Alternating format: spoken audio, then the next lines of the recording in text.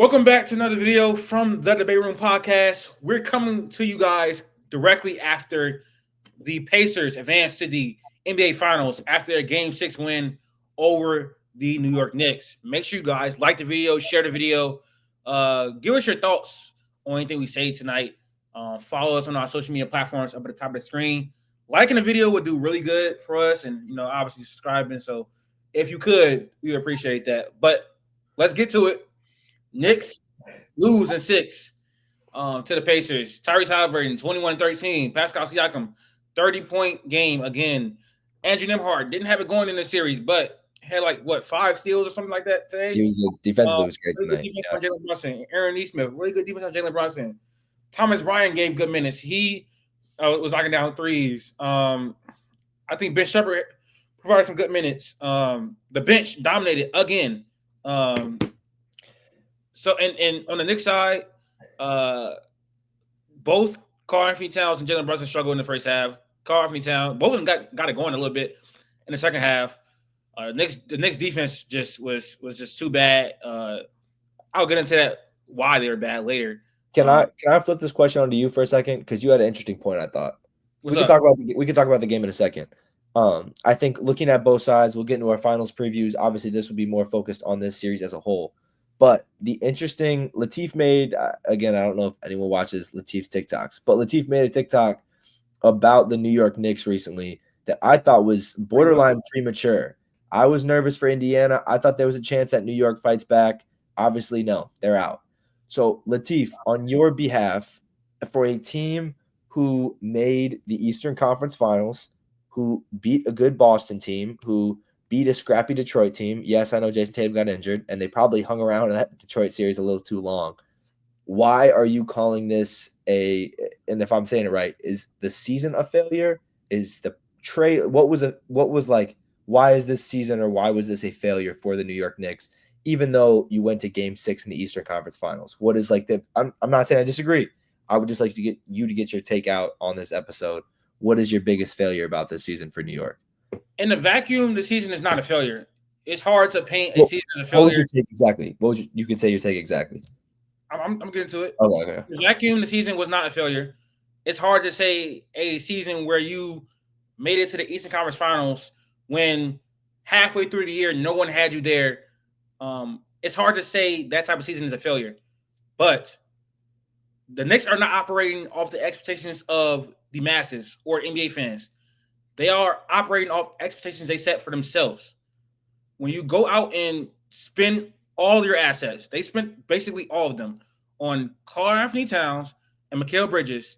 You internally are saying, we are trying to make the finals, win the finals. That is the expectation internally. Anything below that is a failure because of how much you have invested in this team. Now, I understand that you say, oh, it's the first year together, blah, blah, blah, blah, blah. That sounds good, but when you really look at it, you do not have many avenues at all to improve this team. You don't have that many avenues to improve this team. The bench, not good enough at all. The Pacers dominated this series as far as bench points. Defense, come playoff time. With Jalen Brunson and Karl-Anthony Towns, it's just not going to be good at all.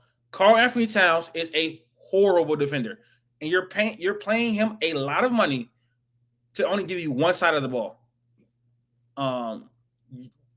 So the reason why it's a failure to me, it's not like anything, it's not catastrophic or anything like that, but at minimum, it's a disappointment.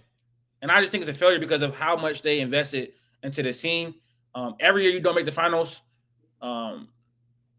it's like we get a reminder that you gave up so much to build this roster, and it's clearly flawed. This isn't Boston. This isn't OKC. It's not the level of roster. You arguably don't have the right coach for this roster either. So they've invested so much, and they're not that close.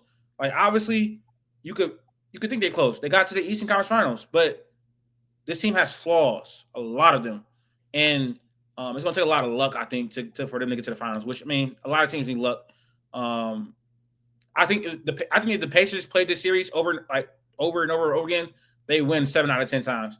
I was not surprised at this outcome at all. I picked them the Pacers in 6. I think that they're the better team. They're a deeper team, better coach. Did you switch that? I thought you had Pacers in 7. I did. I switched it in the episode. I said I don't. They're not going to win in MSG, which don't really matter. You went New York in 7, New York in 7, Pacers in 7. Sorry, I didn't remember Pacers in 6. At first, I had both series going 7 games, but then I switched the Pacers to winning in 6. In the last episode, I think the Pacers are just simply a better team. I think the Cavs are also a much better team if they're healthy. The Knicks. Well, Pascal got Eastern Conference Finals MVP. Wow. Over Holly. Makes sense. He was putting up good stats. He was doing all the time. That's good for some agendas. I mean, I think Pascal was one of the most. You're a Hall of Famer. Pascal was one of the most underrated players in the NBA, I think. Of all time. Of the past 20 years, maybe. I think past 20 years, past 10, 15 years. I feel like a lot of people players in the last 10, 15 years. I feel like I'm cool with last. I'm not thinking 10. I think 20 was an over exaggeration. That's fine. I think 10's fine. I feel like people look at Pascal Siakam as just another guy when he had like a lot of good runs as being like a good whatever. Good. I'm gonna over exaggerate now. I mean, if he gets 2 rings, like yeah, it's obviously crazy being like a number 2 on 2 championship teams. 2 championships. They don't really have. What say about that, bro? What do you gotta say about that, bro? They better not let the Pacers win a final. The Knicks don't have a choice but to run it back with this core. But I feel very, very confident in saying a team with Karl Anthony Towns anchoring the defense will never, and I mean never, win an NBA championship. It's just not happening. If you put Mitchell Robinson on the floor with Karl Anthony Towns, that makes your team so slow. I don't like the offensive fit, but if Cat is at the 4 or 5, to be honest, it's gonna get dark. When he gets in ball screen actions, he is like a fish on land. He looks terrible. His awareness is terrible. His motor is terrible. He cannot anchor a championship winning defense. It's just not happening. So you got $60 million going forward a year in a player that cannot help you defensively. And that's my biggest problem with the Knicks. You can't have 2 abysmal defenders in Jalen Brunson and Karl Anthony Towns on your roster and expect to win a championship. I don't know how they're going to amend that. They probably need they already have really good defenders on the wing, Mikal and OG. So it's not really much you can do. Like maybe you trade Josh Hart for another defensive player, but I don't know. Josh Hart's not great. Where does the Giannis trade come into effect for you guys if New York can ever facilitate? That's not possible. They have nothing. They have no picks. Is Cat the only play? I mean, Cat, but what other picks though? Yeah. I mean, I think Cat's probably the single best player you can get in a return if you're Milwaukee, no? But he's 30. I don't know. They got to be competitive though. Got picks. I was trying to tell people in the middle of the year that Evan Mobley's better than him. Nobody will listen to me. Yeah. Listen to me, bro. I mean, looking at it right now, do you think New York wishes they rather had Julius Randle? No. Q as the number one Julius Randle fan on this podcast. I'm not a Julius Randle fan. I know. It's like you don't like the narrative. You don't like the narrative. You don't like the line. Yeah. I do it with Dak Prescott. Like I'm not a Dak Prescott fan, but people rather lie than actually tell the truth, or contextualize things. Like when it comes on context, and we start saying dumb shit because of how we feel about whatever, when it just be false. No, when it comes to this podcast, you definitely, I feel like, could easily get labeled as the biggest Dak and Julius fan. I agree. I don't think you actually are a fan. You've made that clear. But yes, you are definitely, you don't want to feed into the narratives for sure. If I had an option to hire Julius Randle and Dante DiVincenzo and have my 5 first-round picks, I would definitely take that. No, the first-round picks you don't get. You get Randle and DiVincenzo back. Yeah, I'd rather have Randle and DiVincenzo than Cat. Who is like a, I mean, again, I'm not saying how are you gonna get it done, but like who is the ideal, like as far as money wise and I guess value wise, but like a realistic player that could fit on this team that could help you out with the defensive anchoring in some sort of form. No You're not one. gonna find you're not gonna find I'm not saying some. I guess I'm not trying to say something that's realistic. Like I'm just saying like someone who is cheap who can make that work, like a Mitchell Robinson off the bench. But like, I don't know. out there. Bro, I'm not gonna lie. Center is the actual good center. It's probably like one of the hardest things to find in the NBA. It's just it's not really out there. What about Isaiah Hartenstein? That's what you would define good center, but like the center that you would want should always be of the mold of like defensive anchor. Like I don't care about like I love Joel Embiid, but I'd rather have like Evan Mobley. I'd rather have not Rudy Gobert, obviously, but like those type of molded center, and I'll just figure it out later because I know at least they're gonna anchor a top 10 defense. Like I'll deal with that and then get offense later. Crazy thing is like the starting five for both these teams is about the same. I think if you like swap the coaches, I think the Knicks have a better chance of winning the series because like Halliburton and Miles Turner are also bad defenders. Like those are 1 and 5 that you could pick on, but Tom Thibodeau's not offensively inclined enough to figure that out. And Jalen Brunson not the type of player to dissect that type of situation. So it's like it's just not gonna work. Like they're 2 through 4, like know how to defend, but the 1 and 5 is still bad. You're gonna get killed all the time. Every time they run that little double drag 77 shit, you're just gonna pick one and pick on that same like 1 or 2 people every single time, and that gets tiring. That gets annoying. It gets embarrassing, and then on the other end, you try to do something to try to get it back, and you end up putting up a dumb shot. Bad. Knicks not a bad team. They're just like talented in the wrong ways that you need together on a team to win, and they're probably never gonna get past this. Because like, yeah, it's wide open next year, but why do I think they're gonna do anything next year? Indiana beat them twice in a row. I don't think they could beat anybody else. I still believe in the Cavs over the Knicks. So it's like you kind of just stuck. I think it's like it just hurts this team when like their lineups are so one dimensional. You know what I mean? Like I think it's just like you get a lineup with Cat and Brunson, you can't defend. You put Mitchell Robinson in, your scoring drops off. Like I just think it's like they have these players who aren't like very versatile. It seems like best lineup is their most productive lineups are the lineups that have Cat but just don't have Brunson. Like, and that's what I'm saying. Like it's still are negatives. The lineups with Cat, no Brunson, those are positive lineups. It's just that's what I'm saying. Like it's just so bad to not be able to like play Jalen Brunson in big minutes when he's the best player on your team. Like again, it's crazy. Ain't nobody gonna talk about how Jalen Brunson can't defend. Like he's not good enough to be. No, he's that all series. Let it happen, Luka, man. We would have been frying.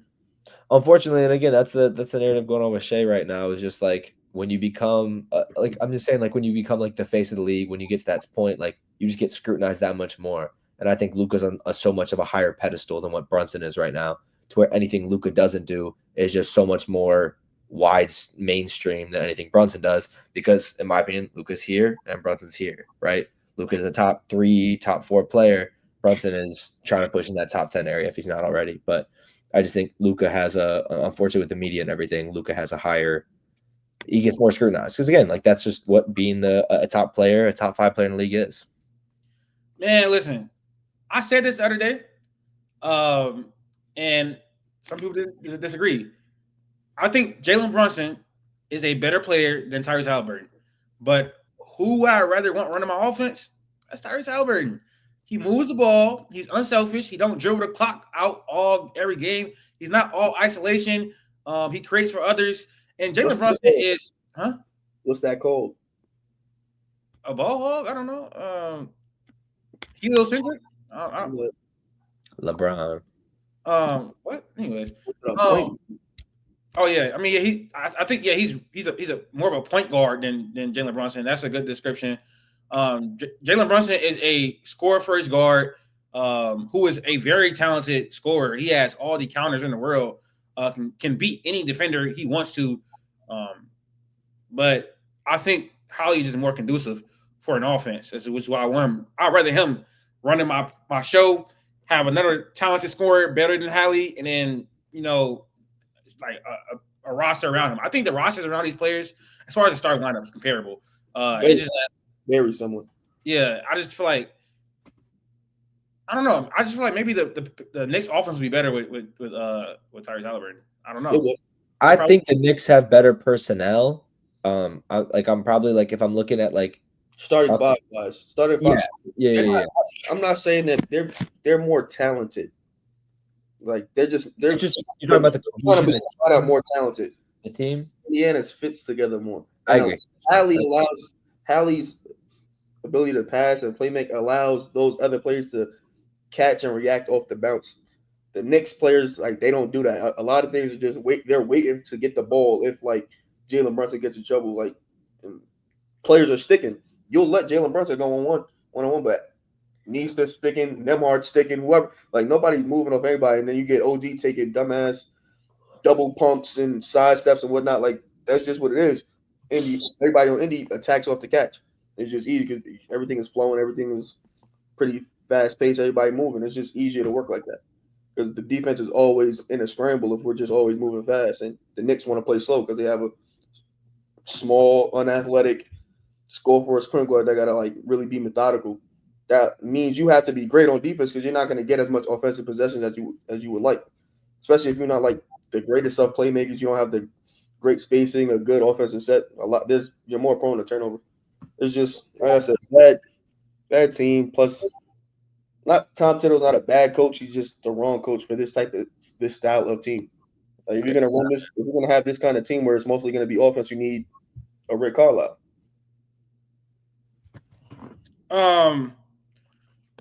Man, shout out the Pacers though for sure. No one saw them making the finals this year. I don't think you asked anybody a year and a half ago when they traded for Pascal Siakam if they would make the finals, you would sound crazy to even ask that question. Many people, including myself, I remember when Pascal Siakam was traded for, and Max, I remember your response too. I'm gonna try and find that TikTok, but like, you was like, well, I think we all was like, this is not a needle moving move. Like this move doesn't really move the needle. Like it doesn't put them over the top, or it kind of did. Obviously, they made more moves, but Pascal Siakam, he just won Eastern Conference Finals MVP, was super integral in them getting here. He's the best scorer on their team, for sure. But the Pacers just made moves on the margins. They didn't back to their trading for Tyrese Halliburton. Did that? They had everything in tow. Like everybody they had, like they drafted pretty much. Well, they traded for Tyrese Halliburton. So yeah. They traded for Tyrese Halliburton. They signed Obi Toppin. Traded for Obi. Okay, traded for Obi. The Pacers did a masterclass of team building in a really quick time span. It's just like, in my opinion, it's a masterpiece of how to build in a small market, right? Yeah, it's tough to be Sam Presti. It's super tough to be Sam Presti and draft very well like they have. And again, trade for a guy like Shea. They tried it and they got a guy like Tyrese Halliburton, right? They did a similar trade to a lesser extent, right? Sabonis, it wasn't PG, but they got their star. They built him up, but they made moves and they got guys along the margins, right? It's tough to be Presti, right? You can't be Presti and hit on Lou Dort, J-Dub, Chet, Kaysen. Like, that's just not very easy. And again, they made their signings this year. They got Caruso and they got iHeart. But all these moves, the only guy consistent in Indiana is Miles Turner. Yeah, right? Miles Turner. Basically 10 years. So they hit on a Nemhard draft. You trade for Nesmith. You trade for Obi. I don't think they thought. Definitely not. Definitely not.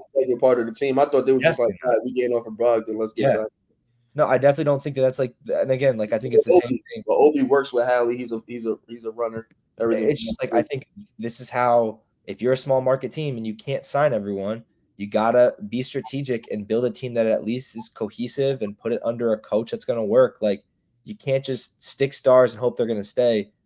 They free agency, drafting, trades, the cohesion of all three. They've been able to build a contender now.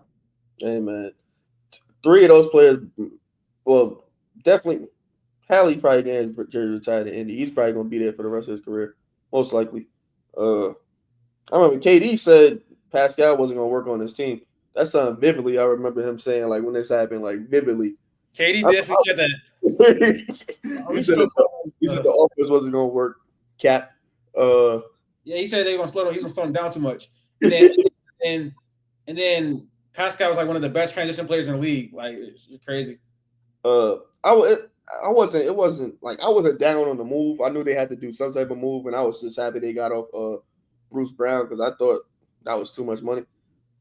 It's just I was never like a Pascal like fan. Like I just not that I thought he was overrated, but I was like he was just like the way he moved was just weird to me. Like I didn't like it, but it worked. I mean, it's an All NBA player, All Star, chilling in Indy. He could probably rock out in Indy. He's 30. He probably got a little bit of a own way there. They cool. They just make the finals. There's no reason why next year they can't think they can make it again. It's like all the other top teams they feel like they could beat. You know, sans Boston, but Boston isn't going to be competing anything. So if you're looking at New York, been there, done that. Looking at Cleveland, you kind of been there, done that, but they were injured. But it's like you kind of think you could get them. So it's like they chilling right now. Kind of got a little tough East at the top. Oh, I found a message with KD. I saw mine too. I said, "Where's this?" I saw the TikTok. We talked about fit, but I said, like, where does it put you? And I like, yeah, I think looking back on it, obviously, I agree. I was right in the short term. They lost to Boston, but they make it this year.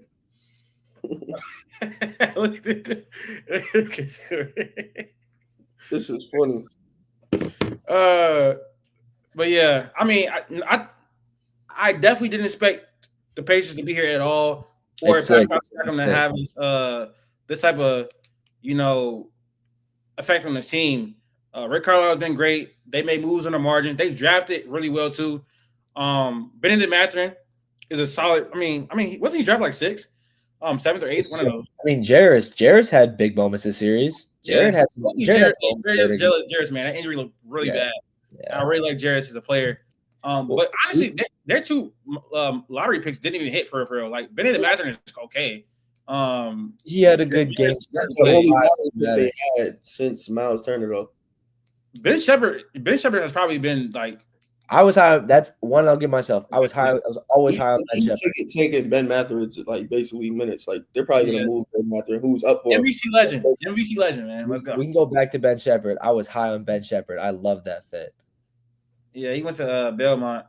Yeah, I mean, I think I'm gonna get pissed with the narratives that this finals is gonna suck. I think as a gameplay, like I think this has a potential to be super, super entertaining. I think both teams can obviously get on the fast break. They can defend. They have good wing defenders. They have good stars. We'll talk more about it in the end. I'm not saying necessarily it's going to be a even series as far as how many games it'll go, but I think both teams are so fun to watch. This is a great finals for me. I know Q is not in that boat. Q is just dying for LKC to sweep them. It's going to be an ass whooping, but a 5-game ass whooping. At home, but they should average 33.4 points. I was gonna say this is like, and again, I'm not gonna say of all time. That's crazy. This could go down, and I'll say this in the next episode. They could have a top 10 finals performance of all time, maybe even top 7. I'm just saying. Hey, relax, bro. You tell me who's leading. Oh my relax, bro. But I tell you this. Dwayne Wade's finals in 06, very great finals. SGA should be way better than that. Like way better. And this one, I don't know what scheme. And I don't care about the free throw things, whatever, because D Wade was shooting 25 free throws a game in that series. So I can't. They get 18. I won't hit nothing. There are like few things in my mind to where I'm like, Indiana could throw anything, and I still think Shea should go get 35 a night. Like I don't understand. Like he's had tough defenders, he's had tough wing defenders, he's had much better paint presence, and like if he is not out there, I don't know. I'll be shocked or I'll be surprised if he's not killing this team. But that's gonna do it for our recap of Game 6 of the Eastern Conference Finals. Stay tuned for our NBA Finals preview, which will be coming out in a few days. We love y'all, and we out.